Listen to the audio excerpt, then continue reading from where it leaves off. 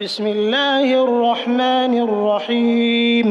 اللہ کے نام سے جو رحمان اور رحیم ہے۔ وَلَقَدْ يَسَّرْنَا الْقُرْآنَ لِلذِّكْرِ فَهَلْ مِن مُّدَّكِرٍ۔ ہم نے اس قرآن کو نصیحت کے لیے آسان ذریعہ بنا دیا ہے، پھر کیا ہے کوئی نصیحت قبول کرنے والا؟ اعوذ باللہ من الشیطان الرجیم، بسم اللہ الرحمن الرحیم۔ علمہ شدید القوى ذو مرۃ فاستوى وهو بالأفق الأعلى ثم دنا فتدلى فكان قاب قوسين أو أدنى فأوحى إلى عبده ما أوحى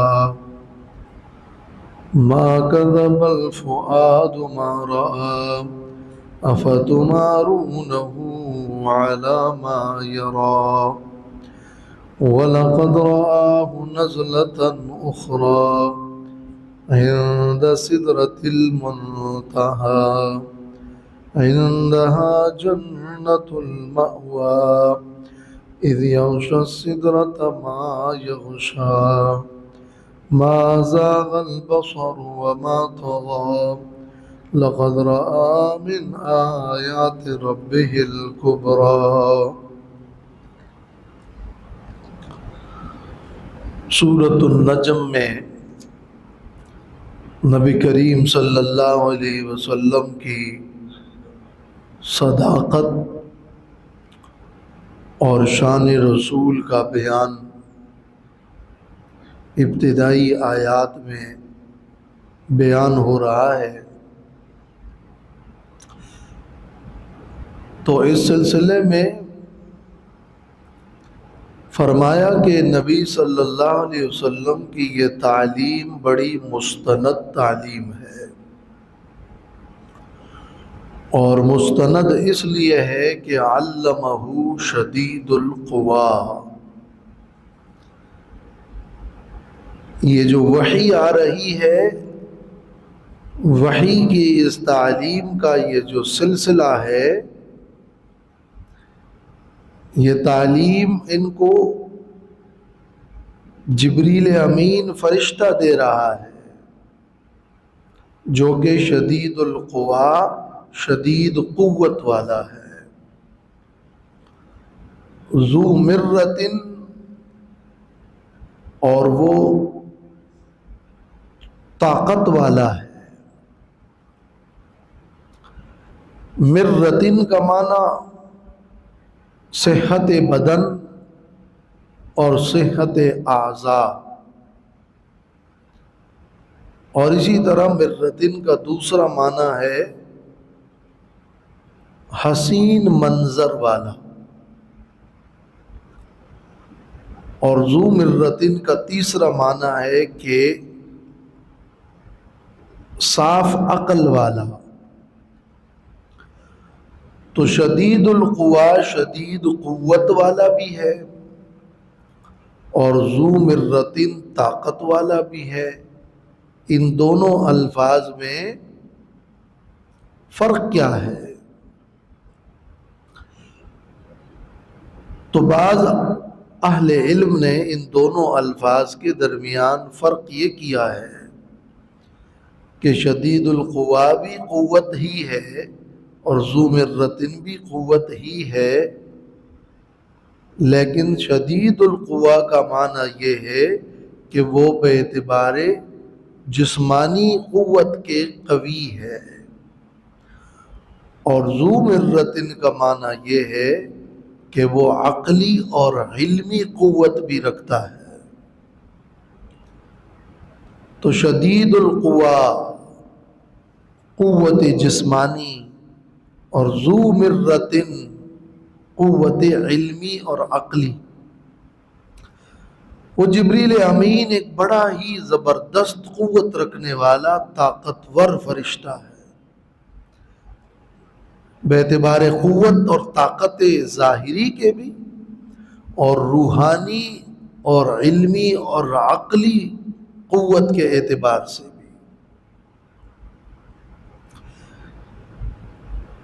یہ فرق اس لیے رکھا گیا کہ شدید القوا اور ذو مرۃ کا مفہوم ایک ہی تھا، دونوں کا معنی قوت والا، طاقت والا۔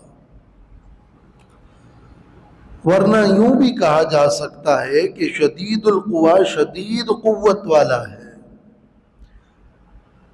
اسی شدید قوت کی مزید تاکید وہ ذو مرۃ کے لفظ سے کی گئی کہ بہت ہی زیادہ طاقتور ہے۔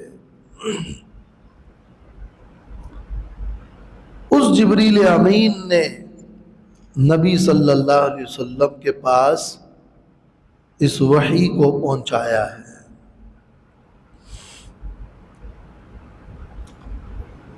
اور اللہ تعالیٰ نے ایک اور مقام پر قرآن مجید میں صاف فرمایا ہے کہ اِنَّهُ لَقَوْلُ رَسُولٍ كَرِيمٍ ذِي قُوَّةٍ عِندَ ذِي الْعَرْشِ مَكِينٍ۔ یہ قرآن ایک رسول اور پیغمبر بھیجے گئے فرشتے کا قول ہے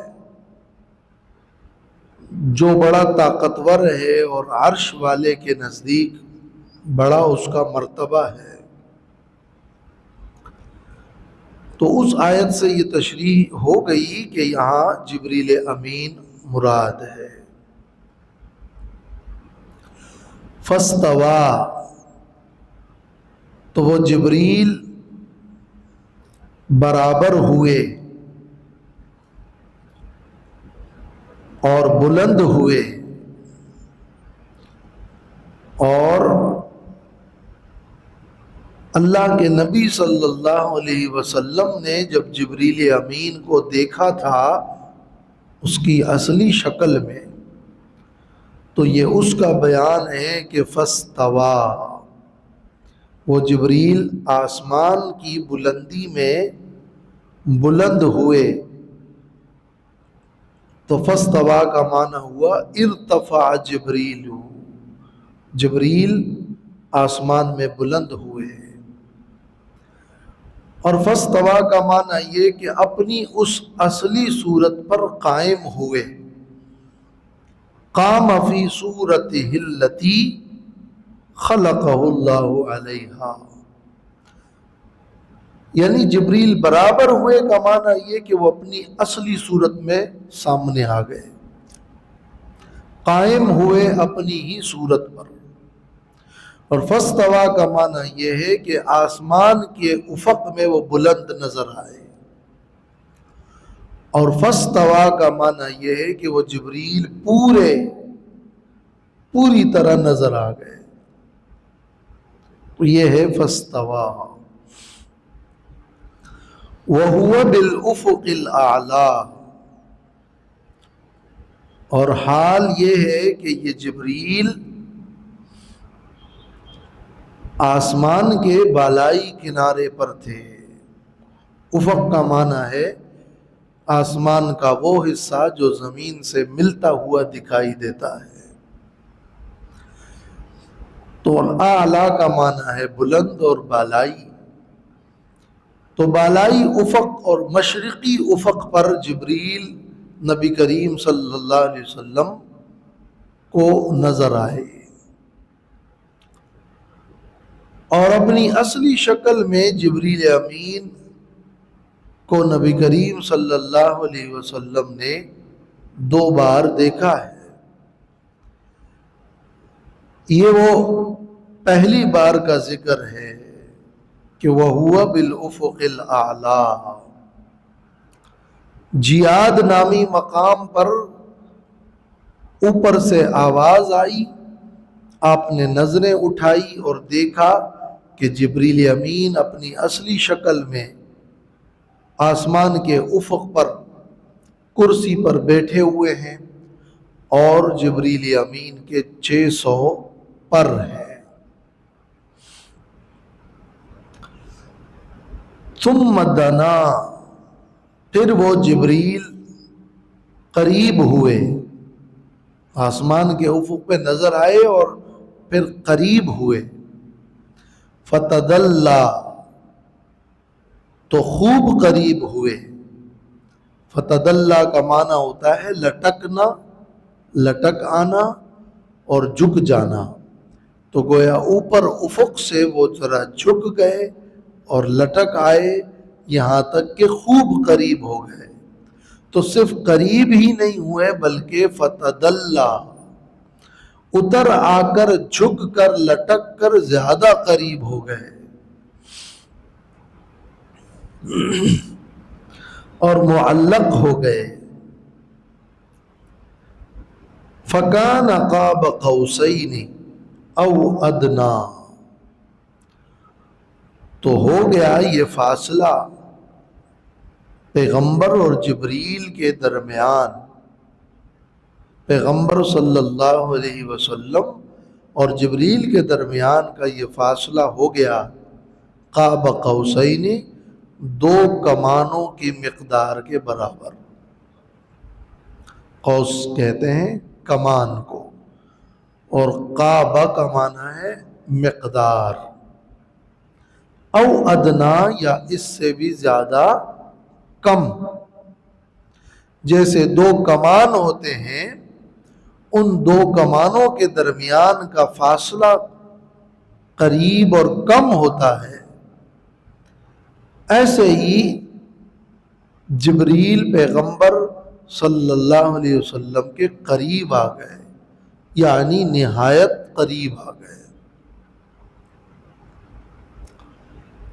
یہ قاب کا لفظ یہاں پر مقدار کے معنی میں ہے، اور قوس کمان کو کہتے ہیں. اور بے اعتبار عربی محاورے کے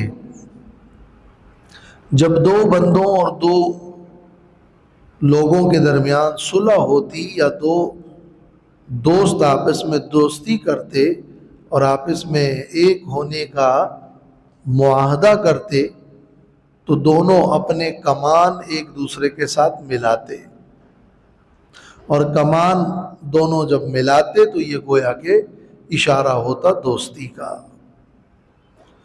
تو جبریل پیغمبر صلی اللہ علیہ وسلم کے اتنے قریب آئے جیسے کہ تم دیکھتے ہو کہ دو لوگ آپس میں ایک دوسرے کے ساتھ کمان ملاتے ہیں تو ملانے میں وہ قرب اور وہ نزدیکت نظر آتا ہے. تو قاب اصل میں کہتے ہیں کمان کے ایک جانب کو، کمان کا ایک طرف جہاں سے قوس کو پکڑتے ہیں وہ قاب ہے. تو اصل میں یوں ہے کہ قابا قوسین، یہ تثنیہ ہے، قابا قوسین، دو کمانوں کے دو قاب، دو پکڑنے کی جگہیں. لیکن پھر ان دو تثنیوں میں سے ایک کو تثنیہ رکھ دیا اور ایک کو واحد کر دیا. قابا قوسین کی جگہ قاب قوسین. تو اگر کمان ہی مراد ہو اور کمان کے پکڑنے کی جو جگہ ہے اس کو قاب کہتے ہیں، وہی مراد ہو تو گویا دو کمانوں کے درمیان اور دو کمانوں کے پکڑنے کی جگہ کے درمیان جتنا فاصلہ ہوتا ہے اتنا فاصلہ رہ گیا، یا اس سے بھی کم. یا اس سے بھی کم اس لیے کہا کہ کمانوں کی مقداریں تو مختلف ہوتی ہے، کوئی کمان بڑا ہوگا تو کوئی چھوٹا ہوگا، تو تھوڑی سی کمی بیشی تو ہو سکتی ہے. اور اس لیے کہ دیکھنے والے کی نظر کے اعتبار سے بھی دو کمانوں کے مقدار کے برابر فاصلہ، یا دیکھنے والا اس سے تھوڑا اور کم محسوس کرے گا. تو یہ بے اعتبار ناظر کے نظر کے، دیکھنے والے کے دیکھنے کے اعتبار سے کچھ کم کچھ زیادہ، او ادنا یا اس سے بھی کم. مقصد واضح ہے کہ یعنی جبریل نبی کریم صلی اللہ علیہ وسلم کے نہایت قریب آ گئے۔ فَأَوْحَى إِلَىٰ عَبْدِهِ مَا أَوْحَى، تو وحی کی اللہ نے اِلَىٰ عَبْدِهِ اپنے بندے کو، اور یا یہ معنی ہے کہ وحی کی اس جبریل نے اِلَىٰ عَبْدِهِ اللہ کے بندے کو، تو عبدی تو اللہ ہی کا ہے، وہ تو جبریل کا نہیں ہوگا۔ اگر اوحا سے جبریل مراد بھی ہو جائے پھر بھی عبدی ہی اللہ کا بندہ تو سب کو جانتے ہیں اور معلوم ہے، اور ضمیر کا مرجع واضح ہے۔ اور اگر اللہ کا معنی ہو تو فاوحا، اللہ نے وحی کی الی عبدہ اپنے بندے کو، ما اوحا، وہ وحی جو وحی کی، جو کچھ نازل کیا وہ اللہ نے نازل کیا، جو وحی کرنی تھی وہ وحی کر دی۔ ما اوحا کا یہ معنی بھی ہو سکتا ہے کہ اللہ نے اپنے بندے کو وہ وحی کی جو وحی جبریل لے کر آئی، یعنی جبریل کے توسط سے اپنے بندے کو وحی کر دی۔ اور وہ وحی کیا تھی؟ تو معراج کی رات ایک وحی تو وہ تھی کہ جو اللہ نے کی 50 نمازوں کی، اور یا یہ معلوم نہیں ہے کہ کوئی راز و نیاز کی کوئی وحی تھی جو اللہ نے اپنے بندے کو کی۔ یہ جبریل امین سے نبی کریم صلی اللہ علیہ وسلم کی براہ راست ملاقات ہوئی اور نہایت قریب سے ہوئی۔ کہنے والا کہہ سکتا ہے کہ شاید یہاں کوئی غلط فہمی ہو گئی ہو، جبریل کو نہیں دیکھا ہو، کوئی اور جن ہو یا شیطان ہو۔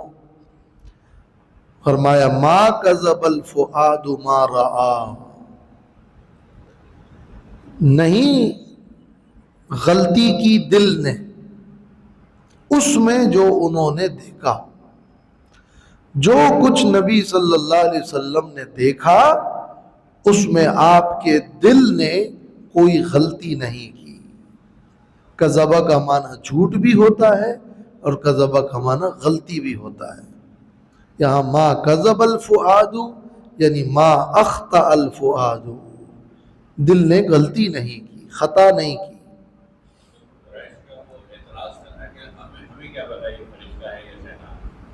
جی تو یہ ما کذب الفؤاد ما رآ، اس میں اگر کسی کا وہم ہو یا کوئی اعتراض کرے یا کسی کو شبہ ہو کہ جن کو دیکھا تھا وہ شاید جبریل ہی نہ تھے، وہ کوئی جن شیطان تھا اور یہ کاہن تھے، اور یا ان کو شک ہوا، تو اس جملے میں نہایت ہی شد و مد کے ساتھ یہ تصدیق کر دی کہ جو کچھ نبی نے دیکھا اس میں دل نے بھی کوئی غلطی نہیں کی کہ کوئی خیال تھا اور سمجھ نہیں آئی، بلکہ دل نے بھی اس کی تصدیق کر لی کہ جو کچھ دیکھا وہ بالکل واقعی جبریل امین تھے۔ اور یہ دیکھنا،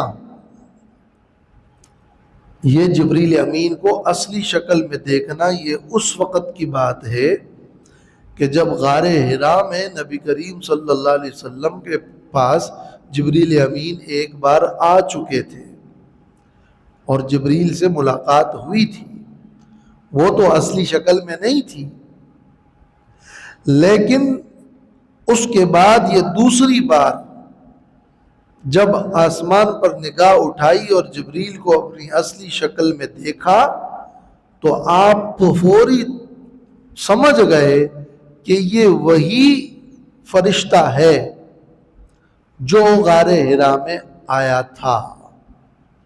تو ما کذب الفؤاد ما رآ، کوئی شک شبہ نہیں ہوا کہ وہ جو غار حرا میں آئے تھے وہ کوئی اور تھا اور یہ کوئی اور تھا، اور نہ کوئی انہیں کوئی شک ہوا کہ یہ ماجرا کیا ہے۔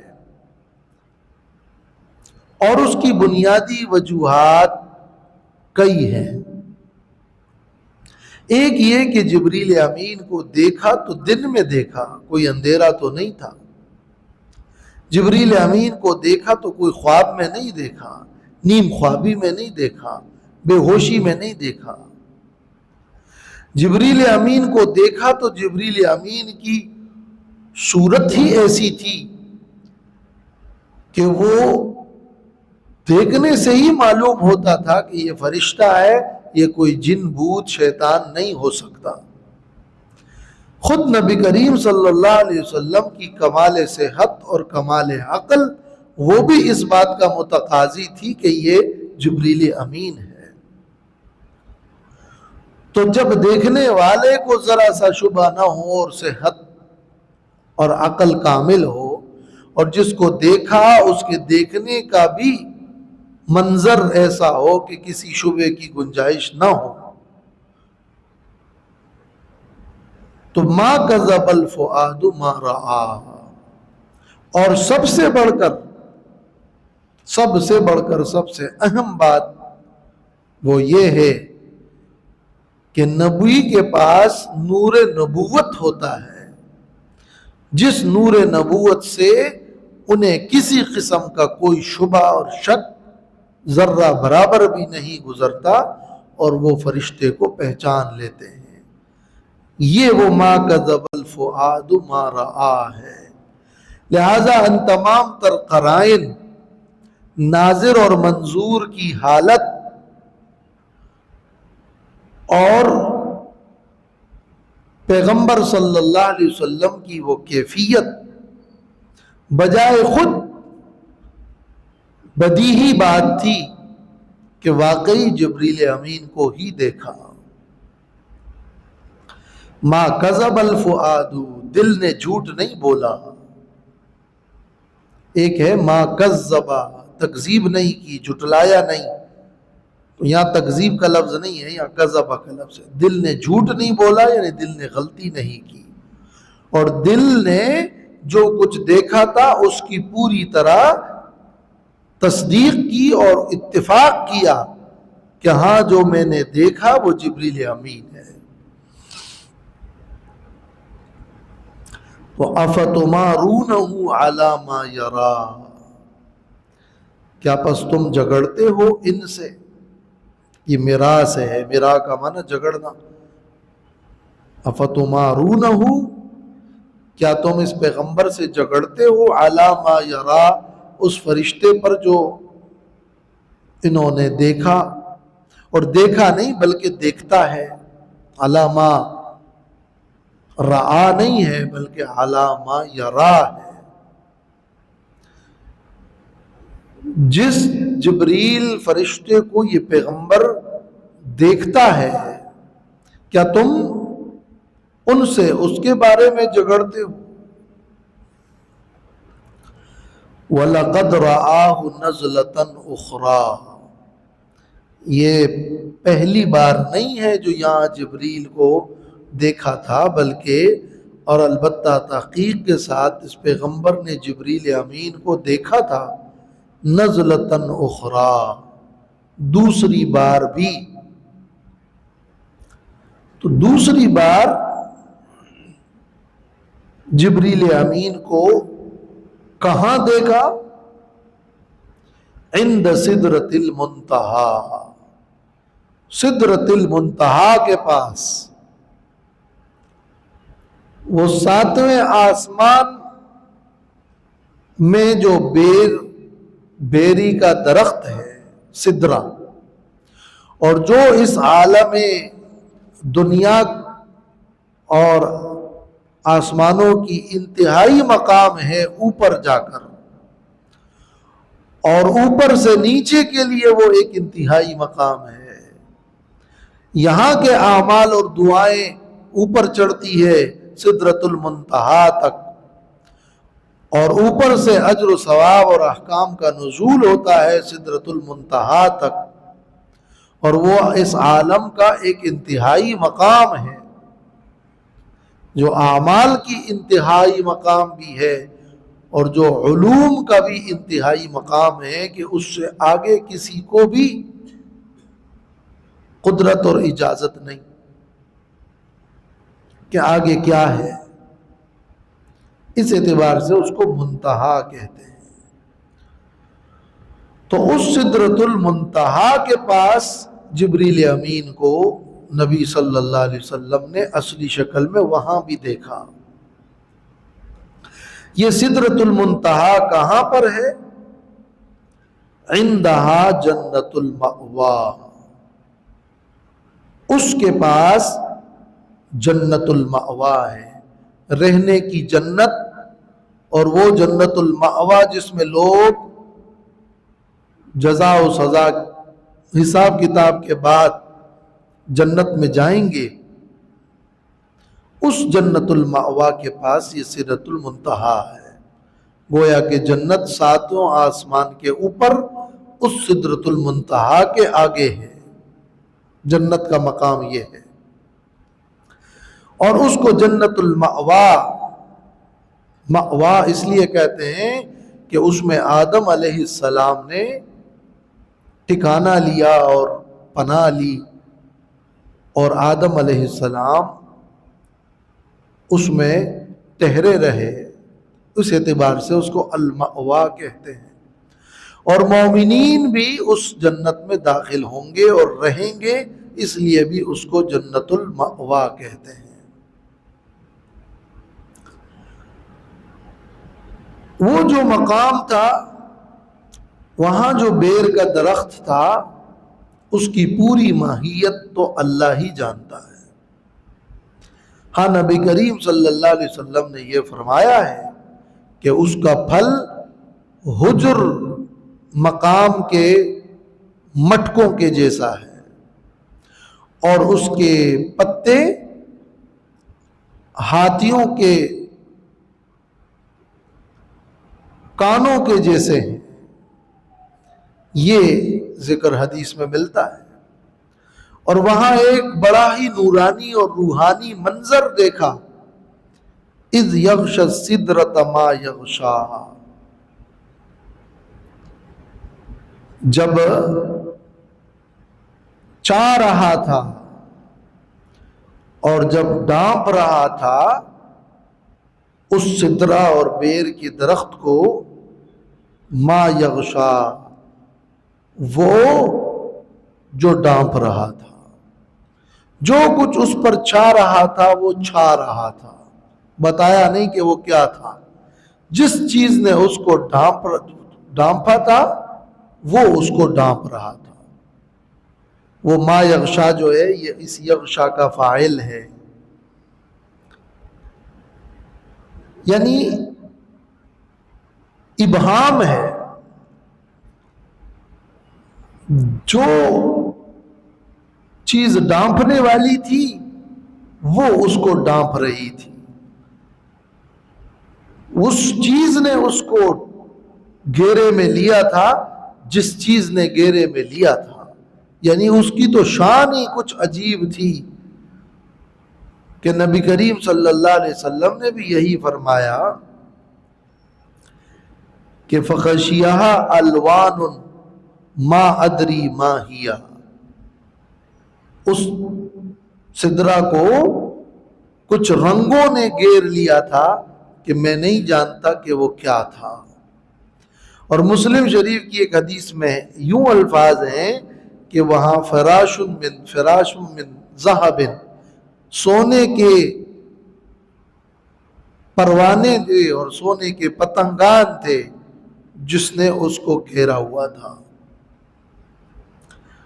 گویا کہ وہ فرشتے جو بندگی میں اور عبادت میں مشغول تھے، اور ایک بڑا ہی روحانی منظر تھا جس کی پوری ماہیت اور کیفیت تو اللہ ہی جانتا ہے.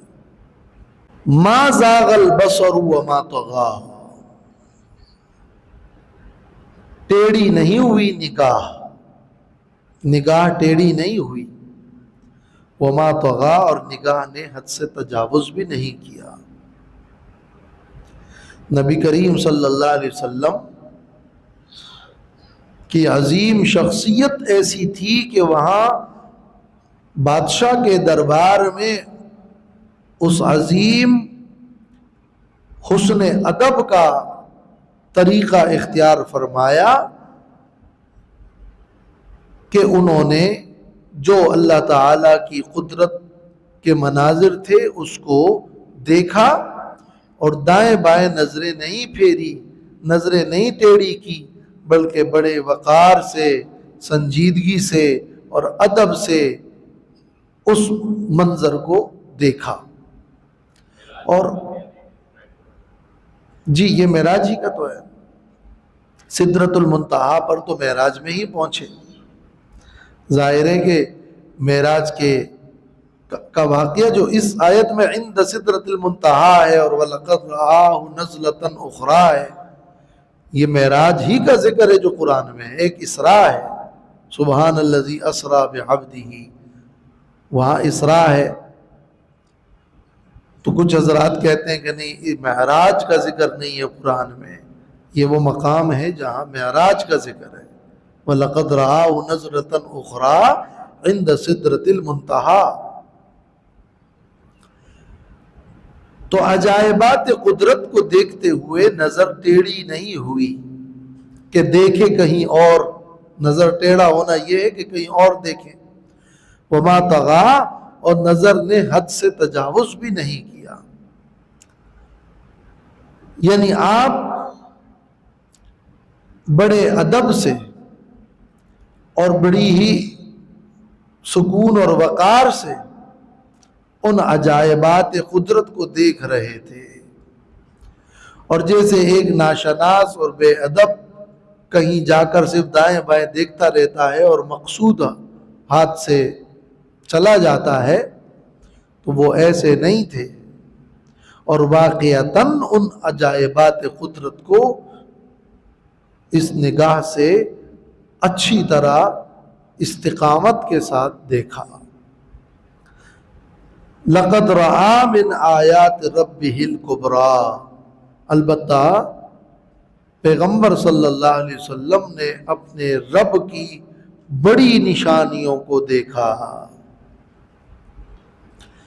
یہ پورا جو سلسلہ بیان ہے اس میں مقصد کیا ہے کہ ایک بات تب زیادہ صحیح ہوتی ہے جب سننے والا بھی قوی ہو اور جس سے سنا جائے وہ بھی قوی ہو، سننے والا بھی امانت دار ہو اور اس میں ذرا سی بھی غفلت نہ ہو، اور جن سے سنا جا رہا ہے وہ بھی امانت دار ہو اور اس میں کسی قسم کی خیانت نہ ہو، اور ان سے ملاقات بھی ہو اور سند متصل ہو۔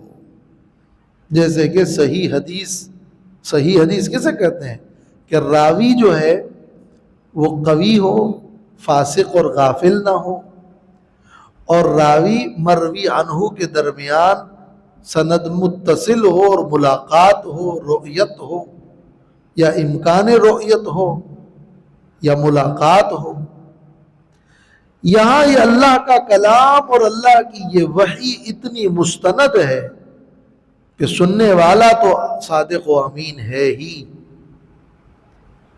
وہ مروی عنہ اور وہ جبریل امین بھی شدید القوا ہے، سننے والا بھی ما ضل صاحبکم وما غوا ہے، اور جو جبریل ہے وہ بھی شدید القوا اور ذو مرہ، اور ملاقات بھی ایسی کہ ثم دنا فتدلی ہے،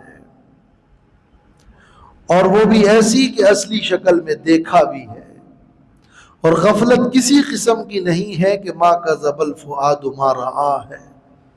یہ جو صحیح حدیث کے شرائط ہیں نا وہ ساری ان آیات سے ماخوذ ہے۔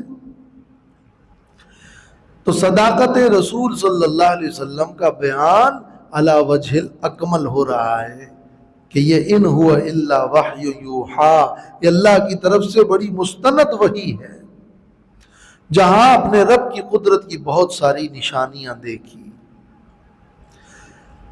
اور یہی وجہ ہے کہ اس آیت میں یوں نہیں کہا کہ اپنے رب کو دیکھا، تو تو اللہ تعالیٰ کو آنکھوں سے دیکھنا اگر ثابت ہوتا تو یہ مقام تھا کہ یہاں اس کا صریح ذکر ہوتا. اس لیے حضرت عائشہ رضی اللہ تعالیٰ عنہ فرماتی ہے کہ جو یہ دعویٰ کرے کہ نبی صلی اللہ علیہ وسلم نے آنکھوں سے اللہ تعالیٰ کو دیکھا تو وہ جھوٹ بولتا ہے. اور عبداللہ ابن عباس سے مروی ہے کہ نبی کریم صلی اللہ علیہ وسلم نے اللہ کو دل کی آنکھوں سے دیکھا. خواب میں دیکھنا یا دل کی آنکھوں سے دیکھنا وہ ثابت ہے، اور آنکھ سے براہ راست دیکھنا یہ ثابت نہیں ہے. محققین علماء کی رائے اور تحقیق یہ ہے. یہاں اس لیے لقد رأى من آیات ربہ الکبریٰ ہے، اور سورۃ بنی اسرائیل میں بھی ہے کہ لنریہ من آیات ربنا، رب کی آیات کو دیکھیں. وآخر دعوانا الحمدللہ رب العالمین والصلاة والسلام علی خیر خلق محمد وعلی آلہ وصحبہ اجمعین. ربنا تقبل منا انک انت السمیع العلیم وتب علینا انک انت التواب الرحیم. وصلی اللہ